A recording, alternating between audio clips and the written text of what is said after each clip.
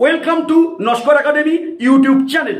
এই মুহূর্তে একটি বিগ ব্রেকিং আপডেট আপনাদের সামনে শেয়ার করছি। আপনারা প্রত্যেকেই জানেন যে পশ্চিমবঙ্গে 2016 সালে এসএসসি নিয়োগে যে ব্যাপক দুর্নীতি ধরা পড়েছিল, সেই দুর্নীতির মামলা হাইকোর্টে এগিয়েছিল।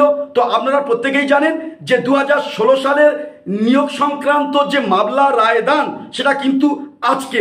তো এই মুহূর্তে হাইকোর্ট কি রায় দিল সেই আপডেট উঠে এসছে, তা আপনাদের সামনে ডাইরেক্ট শেয়ার করছি। বাতিল 23,753 চাকরি প্রার্থী নিয়োগ, এসএসসি মামলার ঐতিহাসিক রায় কলকাতা হাইকোর্টে। তো এখানে বলা হচ্ছে দীর্ঘ অপেক্ষার অবসান, এসএসসি নিয়োগ দুর্নীতি মামলার রায়দান শুরু। আর শুরুতেই 23,753 জনের চাকরি প্রার্থী নিয়োগ বাতিল করল কলকাতা হাইকোর্ট। মেয়াদ উত্তীর্ণ হওয়ার পর কোনো চাকরি বৈধ হওয়া উচিত নয়, কলকাতা হাইকোর্টের বিচারপতি দেবাংশু বসাকের ডিভিশন বেঞ্চ এসএসসি মামলার রায়ে তা স্পষ্ট করে জানালেন। তো গত 13ই মার্চের শুনানির পর্যবেক্ষণে দুটি বিকল্পের কথা উল্লেখ করেছিলেন বিচারপতি বসাক। বিচারপতি বলেছিলেন দুর্নীতি প্রমাণিত হলে সম্পূর্ণ নিয়োগই বাতিল করা হতে পারে, অথবা বাতিল করা হতে পারে গোটা নিয়োগের অংশ বিশেষ। আজ শেষমেশ সেই রায় দিল কলকাতা হাইকোর্ট। এসএসসি মামলায় 2016 সালের প্যানেলের সকলের চাকরি বাতিল হলো।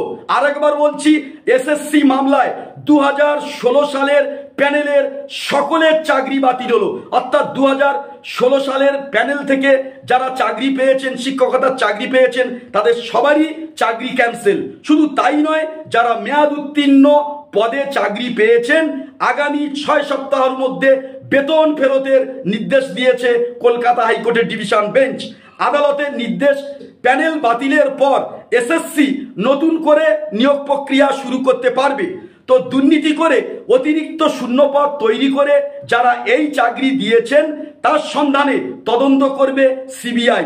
যাকে প্রয়োজন তাকেই হেফাজতে নিতে পারবে কেন্দ্রীয় গোয়েন্দা সংস্থা। এসএসসি সংক্রান্ত সমস্ত তদন্ত চালিয়ে যাবে সিবিআই। প্রায় 3.5 মাসের শুনানি শেষে এসএসসি মামলার রায় ঘোষণা করলো কলকাতা হাইকোর্ট। তো আজকের এই পর্যন্তই আপডেট। নমস্কার।